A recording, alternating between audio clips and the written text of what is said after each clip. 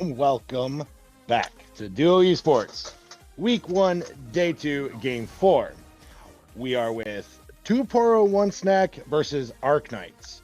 We have 2 Poro 1 Snack on blue side and Arknights on the red side. As we get right into it, Darius taking off, Yasuo taking off. I also like to welcome Warhood.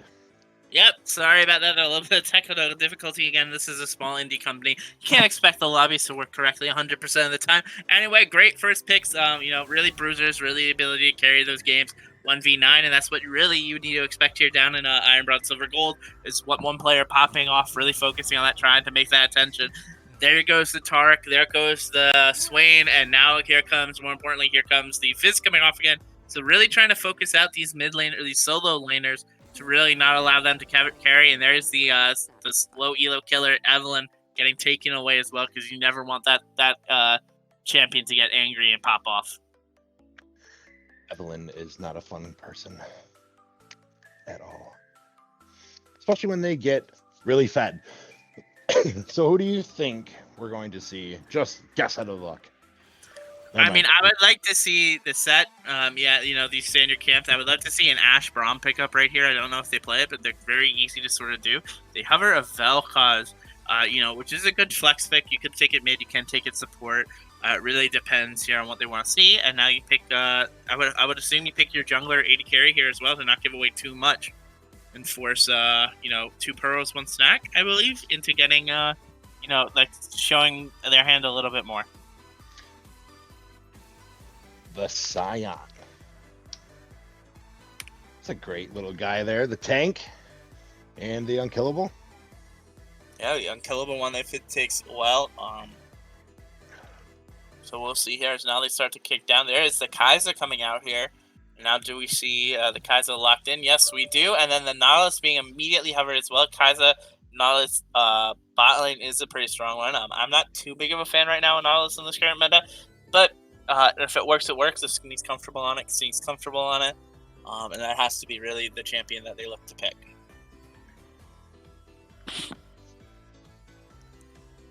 I mean, hooks are hooks. I mean, who doesn't like a hook? I mean, I always love hookers, but with that, I have to think that Nautilus is probably one of the weakest ones at this point. And there's the Shyvana coming out as well. So another great hyper scaling champion coming out here. Really can get ahead if she gets ahead. She builds AP, and they're not properly built to sort of defend against it. That could be a terrible time here for the side of 2 Poros 1 Snack. So who are we missing here? We're missing the mid laner and top laner from Poro. Yep. As the brand gets knocked out. Yeah, I mean they theoretically could be looking to really be worried about keeping this Vel'Koz alive. If we see another support ban here, even though they do have Nautilus currently open and hovered, maybe they're seeing that here. But either way, those could be also 2 flexed into the mid lanes. So it could be, I think they're just really trying to counter Vel'Koz, trying to keep Vel'Koz safe and happy. And there goes the Caitlyn as well. And now the Ashe finally getting banned away in that last ban, really sort of making it safe here. As now we get to see what Mr. Victus is hovers. The Jax immediately locks in that Jax for the top lane. Jungle, could that be maybe? a support? No, the Shyvana. No. Could that be a support Scion that we're seeing here? And then the Ivern gets picked. I don't know anymore. I will say one thing here. As I try to just focus on keeping my sanity right now. Echo, great pick if you can execute it properly. It was one of our most played champions at LIU in terms of practices and games. It is a champion that can just influence so much pressure on the map and just sort of get himself out of situations. Clear is pretty safe. So that is a great one. And that means it's the top set. And now that is a Nocturne as well. So it's going to be a Nocturne mid jungle, I think. Unless Scion support. Shyvana mid into an Echo. I don't know how that's going to do. They just switched it up. Shyvana is in the jungle. Okay. With Nocturne in the mid. I don't know here. I don't feel safe anymore. Voslo, come get me, please. This is making me feel uncomfortable. Either way, here we see a couple very interesting costs these last two games to round out this week one of duo. Duo iron bronze over gold and gold plat here. As now we just get an opportunity to really sit back here and watch.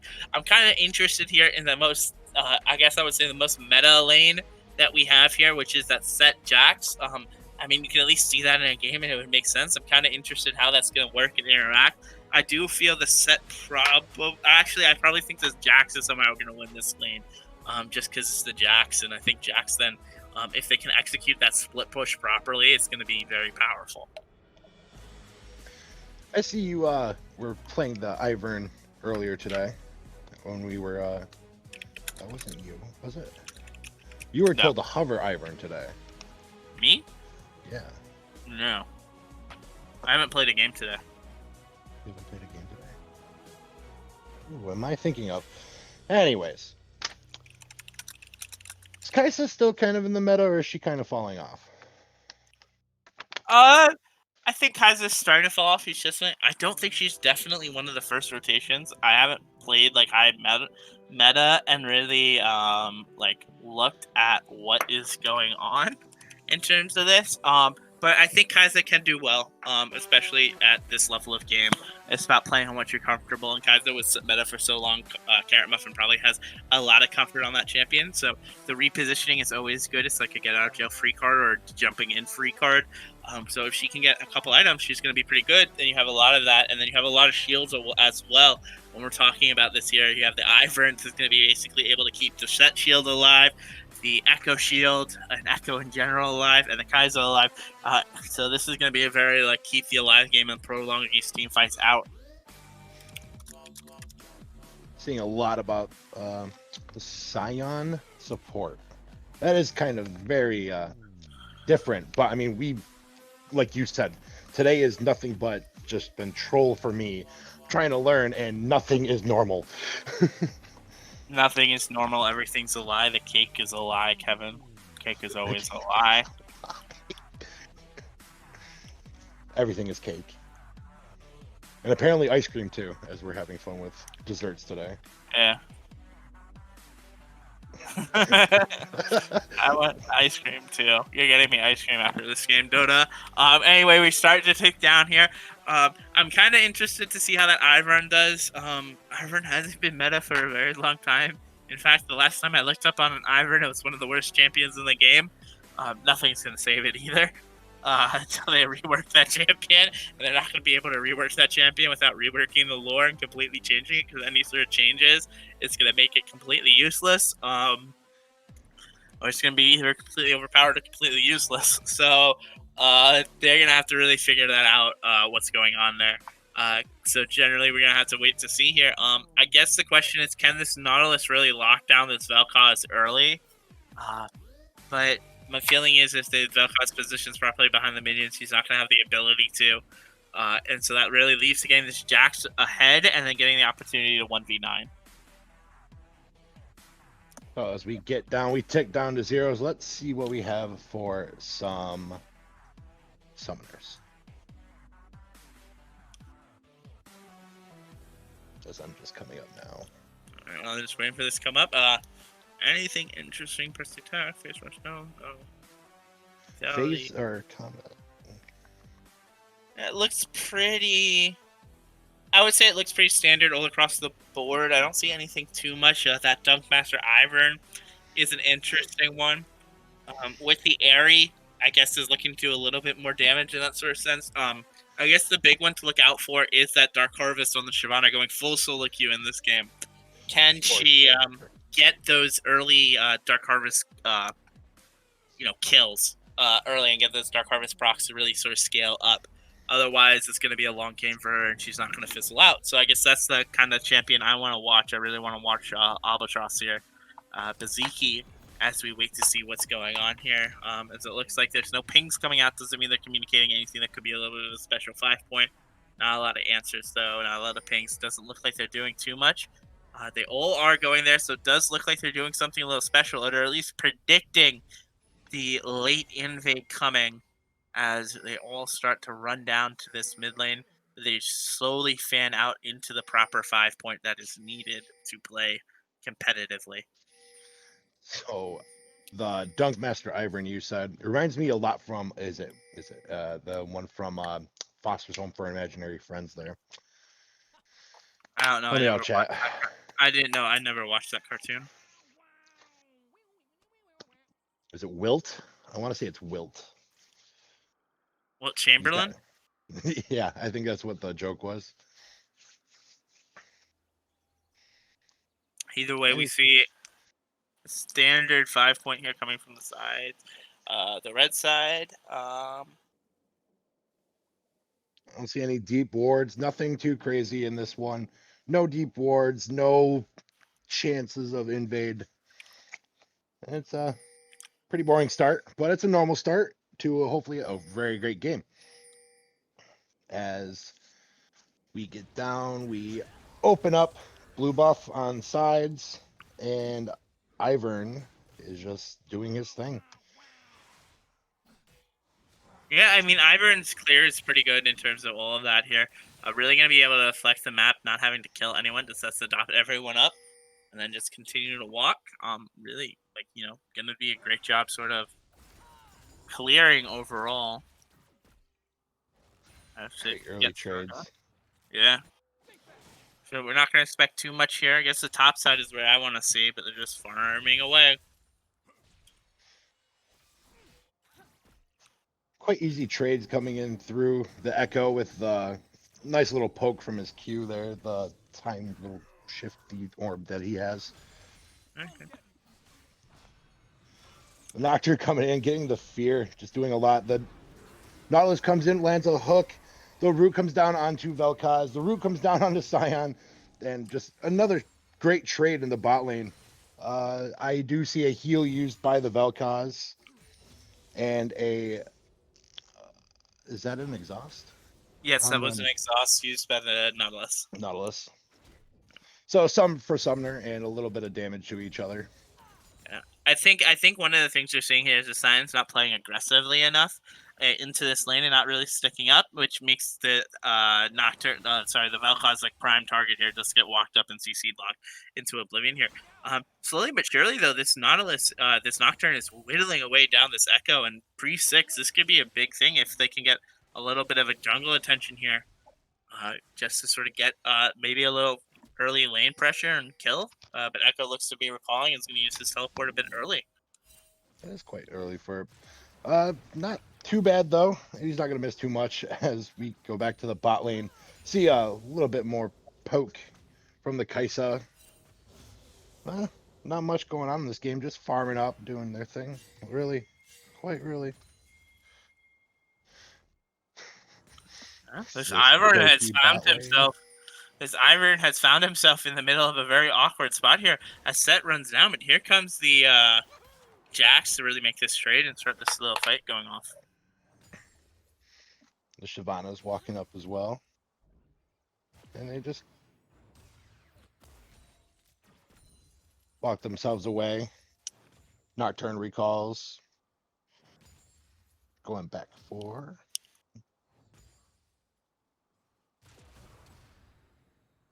Looks like he's trying to build into some more lethality.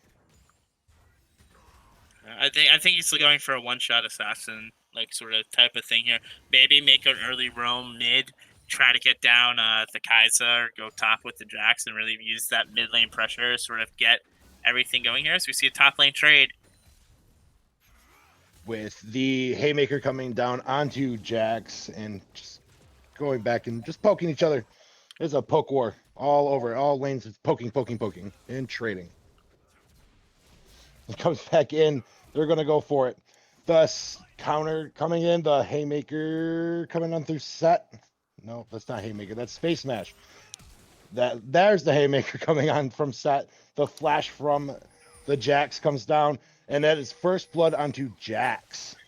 That's probably one of the last champions in this game I would want to see get a first play because that's really going to hurt them. But then we got something going on in the mid as well as Dizzy takes out the Echo as well. The fear got him just perfectly timed. A hook coming onto Vitus and the stun going down onto Muffin as they just trade support into their carries each way. Very, very good fights across there. Like, I was talking about that Nocturne really getting the opportunity to whittle down this Echo pre-6, and that's really what he did. And then I think the set took a little bit of an awkward trade there. Kind of got baited into a trade, got really taken out of position here. As now we see this fight continue to happen here. Can we see the Nocturne starting to fall down, or the Nautilus start to fall down? No, we cannot. But we get to see a dragon as a result of it.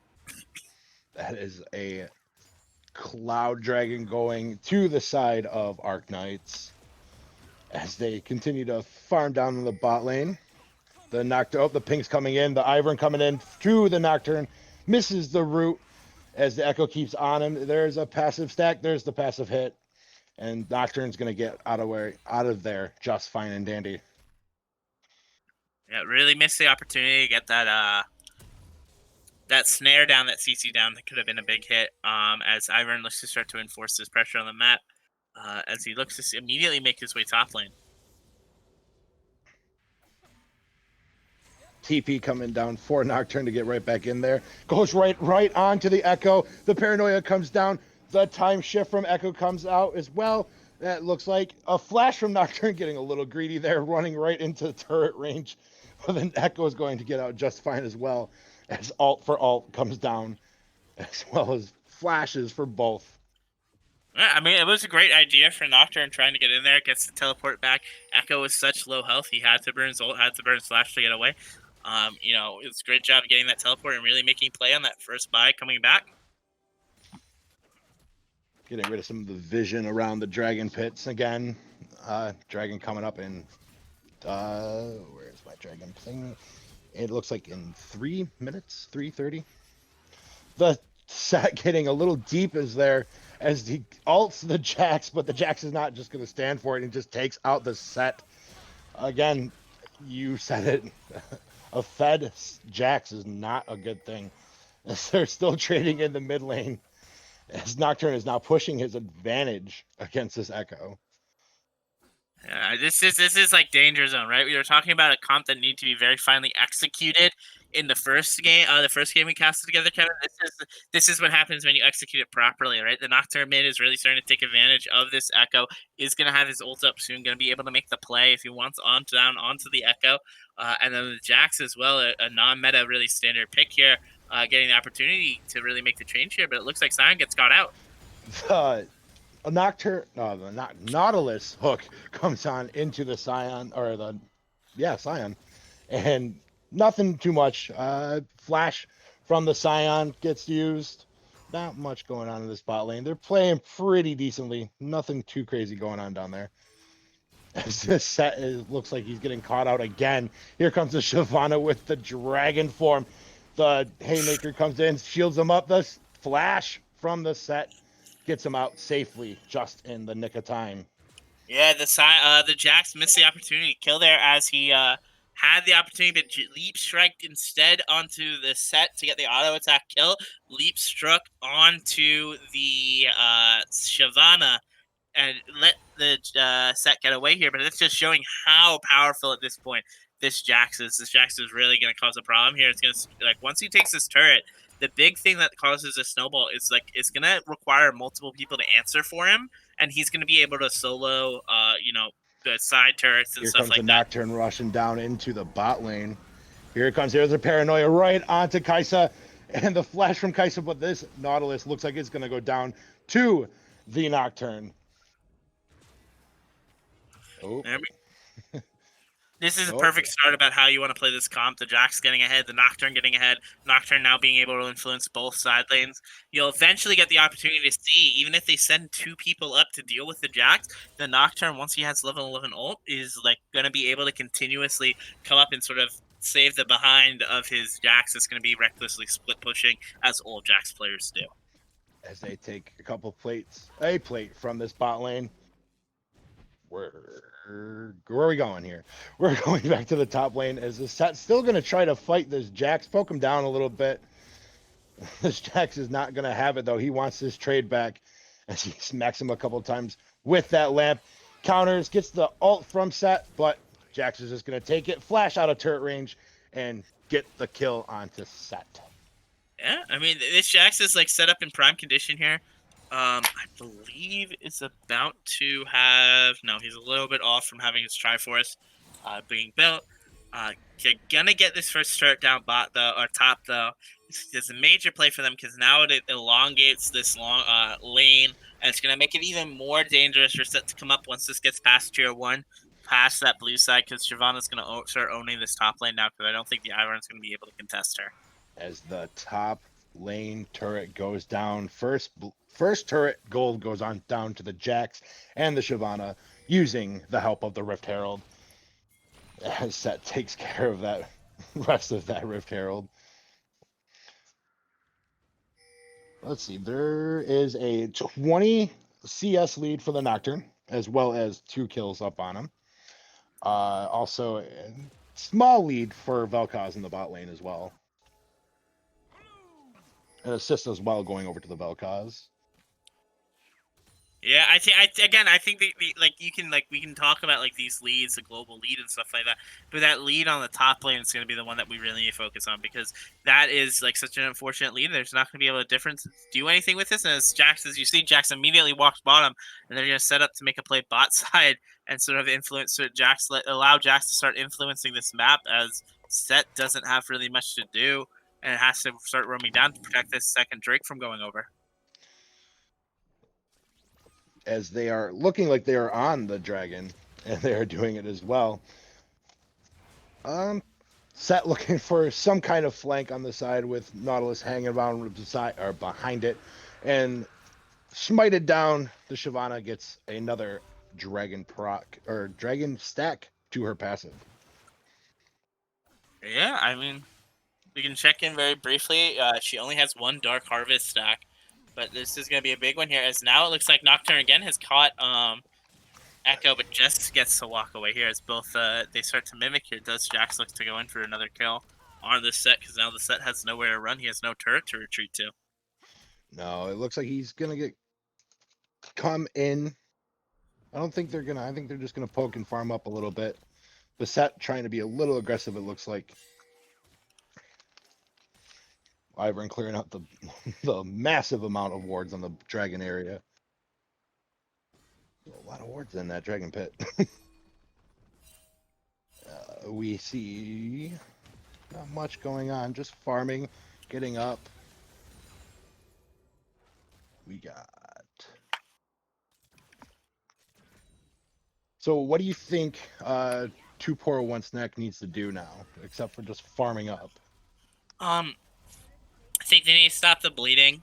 They're going to have to find some way to shut down this Jax, whether it be sending 2 or 3 people top and just getting that shutdown now, that onto someone who matters. This Set is like basically out of the game at this point.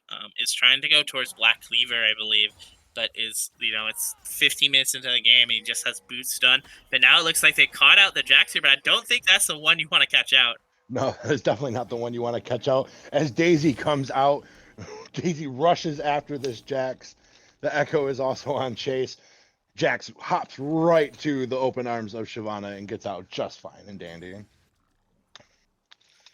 Yeah, I mean that's the big thing. If they can shut down this Jax and take advantage of him recklessly split pushing, then maybe you have an opportunity to get through that. But if this Jax plays smart at this point, it's kind of really hard for them to answer. Because even if they do send 1 or 2 people, all this Nocturne has to do is just shade over maybe like half a screen to be in ult range to really recover and save that Jax. So that's damage from the Vel'Koz Q, as well as the Luden's Echo, but that was a lot of damage. And here comes the fight, though. Here comes the ulti onto Vel'Koz from the Nautilus. The TP coming in from Set, trying to get onto this Scion. As the Vel'Koz out comes out as well. The Scion flashes out, but there's a lot of things going on as the Nocturne paranoia is in right onto the Nautilus as well. Gets another kill. The Echo decides to get out of the way from the Scion, kills him. The Nocturne comes in with the fear, kills him. That is an ace for Arknights, as well as a great bot lane push. I think they're just going to get this turret and reset. Yeah, and they're also going to get mid lane turret off of this because if you didn't realize, that was a 4v5 there, and they were able to clearly handle that. I don't know if you noticed this. The Echo had a great stun of the Nocturne, who came down with Paranoia almost immediately, but it didn't even matter. I actually thought that Nocturne was wilding a little bit when he decided to continue with his follow through with his Paranoia after the fact of the Scion falling and him just basically diving into 3, but it didn't seem to matter as he was just so strong. He was able to eat all of that and escape with his life and sort of reinitiate and restart that fight and got this team super far ahead. Now it's a 10-1 goal lead, kill lead at 16 minutes. And in solo queue, if this is a game, there'd be flaming going on and saying, go next, this game's over. But you're going to have to see a little bit more strength coming out of this. That's a competitive match. And not only that, the first match of the Echo catches out the Nocturne, gets on, and the spell shield comes up. The hook misses from Nautilus. The Nocturne decides to hit. Oh, the Shyvana comes in as well, turning into dragon form right onto the Ivern. As well, Daisy being used as a meat shield as they start to whittle down this Rift Herald for the second one this game. Everyone's up here for this Rift Herald as Kaisa's down bot lane farming, trying to get that gold for herself. Which is really the best thing for her to do at this point, because if they take this fight, they're going to lose straight 5v5. So they might as well continue here as Jax gets caught out. Oh, the flash out from the hook from Nautilus. The Vel'Koz ulti comes out. Nocturne getting a kill onto the Ivern, as well as Jax killing the Nautilus. Here comes down mid lane. Oh, Dragon. There's Rift Herald being used onto this mid tower tier 2. Here comes the charge up, the hit, as well as they're taking Dragon. Not bad. This one's eating your cake and ice cream at the same time. Yeah, no, there's no real even dinner here. This is just like such a it's honestly like executed a poorly, like a really unfortunate game, because what ended up happening, we never got a chance to talk about that first blood for the Jax. What happened was the Jax lulled the set into a sense of security where he like jumped in and overextended himself and was able to kite back into his minions and get the set down through getting beat on by a bunch of caster minions. And that started this snowball. Just that one little misplay. And you saw it again there, just a little bit of positioning issues here from One Cool Duck, just like costing them this match. Because if they're not there, if he's not there trying to take a long way instead of a safe route back to mid lane, that fight doesn't start, right? Jax doesn't get on top of him, and then the Nocturne doesn't ult and dive onto 3, and that fight just kind of fizzles there. And maybe they fight that dragon. I think it's a lot of the same at this point. They're just too strong at this point. They can just all Zerg the backline and just sort of let it go. Kai'Sa didn't even get their turret down in the bot lane either, which is very unfortunate. Someone called the ambulance for this game because they're going right by. I don't know if you could have heard that. Yeah. This game's going to be over very quickly if they don't be able to do anything here, as here comes Set getting picked up again. Comes down onto the set way out of way. The Scion out comes down, and there is some gold for the Scion. Yeah, a lot of this is like we said, we have these are two great examples of conflicting games. DOV tried something a little bit unique, tried something a little bit special, and it was just such a fine margin for that didn't work out. Now, on the flip side here, you have Arknight that tried something a little bit special and tried to get to something a little bit unique going. The Vel'Koz, the Scion, the Nocturne mid, the Jax, which is really non-meta, I think, for the most part, for competitive play. Gets it to work, gets that early first blood, and really snowballs this game out of control. It's really the story of 2 early games. As we look about this ending this first full week here, as now Echo is caught in the middle of nowhere land. Echo tried going for this Jax, is what I just saw. Gets stunned up. The ulti coming in from Echo as this Jax is trying to take on this 2v1. Daisy comes out. Daisy's getting knocked around by this Jax. The Jax goes back in right into the Ivern. Ward-hopping, getting the stun. Oh, just missed it. But the stun coming, not even coming for the Echo. And the Echo goes down as well to this Jax. This Jax is on fire. And this is why Jax don't you don't want Jax getting ahead, because now he just split pushes. You just saw two of their probably stronger champions in the game right now in terms of synergy. All those shields maybe could have lasted. They can't do anything, and now they just get a free tier 2 top. They get a free tier 2 bottom. Now they turn around and look to start making plays and maybe trying to get a free inhibitor turret mid as that wave starts to come crashing down, and this game starts to come around crashing down around 2 Poros, 1 Snack. There goes down the top tier 2 turret. And the wave crashes in, like you said. They're just gonna let this one play out and see what goes on. Waiting for them to make the first mistakes into it. As they let go of that push, they're looking like they're heading for the Baron for some vision. I would hope it's just for some vision that could. I don't think it matters, honestly, as much as that is a bad casting thing to say. I think at this point it's just kind of like the game's just going to slowly drag out until they end the game. And by slowly, I mean in the next 5 to 7 minutes. But they can't really make. There's not many misplays they can make that's really going to cost them. There's just so many fed people at this point. It's just going to be really hard. They're going to have to find. I think they're going to have to find the Valkyries, because that's the only killable one at this point. And sort of kill the Vel'Koz first. Maybe like the Nocturne kind of, but I think the Nocturne at this point is 2.5 items. And with a stopwatch, you can't really kill that. We just saw what happens if you try to 2v1 the Jax. The Jax is 6-0 with 2 items. And then the Shyvana as well may not be the most fed and the most fed champion in the game, but she has a very good escape in her ultimate and can sort of keep it up and doesn't really lose much for using it. So you have to be able to find a way to stop her in that sense.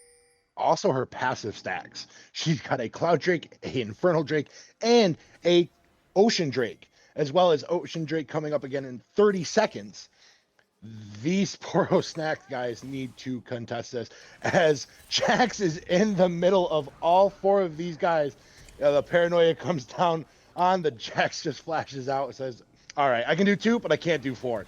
Daisy comes out as well. The knockback from the Vel'Koz, as well as the beam through the... Ooh, that was a lot of damage for that Q as well.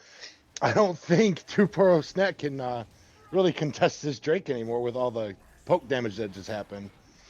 As Jax goes in right onto the Nautilus. Nautilus is not that tanky. As Jax takes down the Nautilus, the Echo uses ult to get out as they rush back towards their base, but it looks like they're just going to be too bad. There goes the set. The flash by the Kai'Sa, the ward hop from the Jax, as Jax just is going to go deep, says, I don't care about this turret. Oh, he does care about this turret. Backs off. The Echo just dies from the AP hit from Shyvana. There goes the inhibitor in the mid lane. And it looks like they're just going to push to end this. Yeah, I mean, ult's not needed at this point. You're just so far ahead. They just walk up and take everything here. Great Vel'Koz ult, though. This looks like it could be the final fight, as Kai'Sa is trying to just poke down everyone as they can. The Nexus turrets go down. There goes the Kai'Sa. There goes the Ivern. And everyone, it looks like this is just GG. Yeah, I mean, question is, does Mardramen? Margarine? I don't know what Yeah, it's me and you both. The Jax. The Jax. I don't think you're gonna see Jax for him in a while. As we get to take a look at the damage, is it no surprise? Jax and Nocturne leading the way. Vel'Koz doing a very impressive 14k damage as well. Great job by them. Again, it really came down to getting that first early kill by Jax, and then it was just slowly starting to tick away, and just a couple misplays here and there that the Jax was able to capitalize on, and that spelled disaster for this team here. And then the same really goes in that mid game for the Echo. The Echo got OXO. Got that second blood, right? Got a little bit unlucky there. Was just getting poked down by the I think it's the Q. The Q for Nocturne? Nocturne, yeah. Yep. Just kept getting poked down there. Couldn't trade really easily into the Nocturne, and then the Nocturne was able to just have his way basically with the Echo in the game, and they just couldn't do anything here. Though I guess we do have to point out Saint Melee, ruining the perfect game for the side of Arknight. So shame on you for that. Only death in the game. There were no turrets taken as well. Shame, shame, shame. The vision score from that Cyan was very good as well. 47. Go ahead. I was just gonna say, I mean, there is a place for sign support. It can be a little bit trolly, but like I don't even think he executed it to the fully standard of things. Like I see a lot of them. I know there's a lot of discussion about whether or not what you level and what you max, and do you just kick your their melee minions into the into the 80 carries and stuff like that. I didn't see a lot of that, but did a very good job. Played his role very well on that champion overall. Is there anything else you want to talk to about that last game? Not really. I mean, again, I'll always make it said. I'll always say, great game.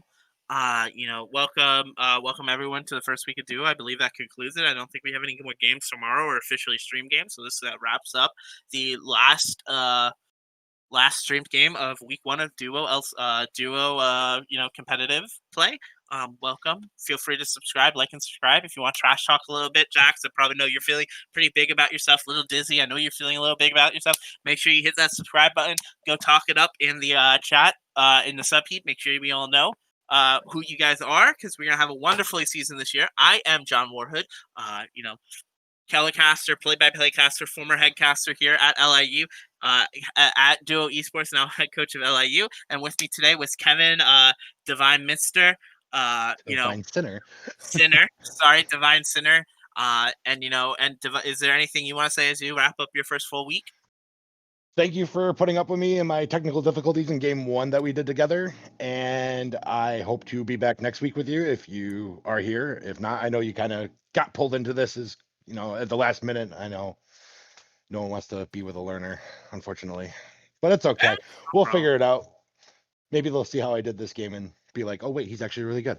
So with that, I can't wait for next week. Thank you guys for watching. Have a good rest of the weekend.